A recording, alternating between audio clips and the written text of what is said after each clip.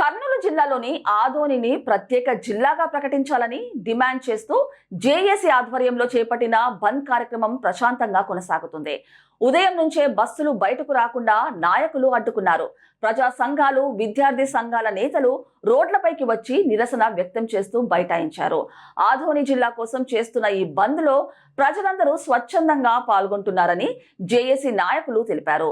బంద్ కు సహకరించాలని వారు పోలీసులను, ప్రభుత్వ అధికారులను కోరారు. ఆదోని ప్రాంతంలో సాధారణ జనజీవనం స్తంభించింది.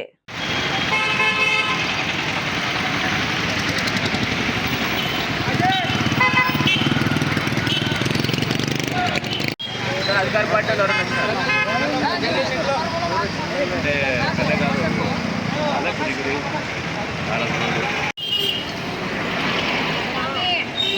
నమస్తే నమస్తే అమ్మా.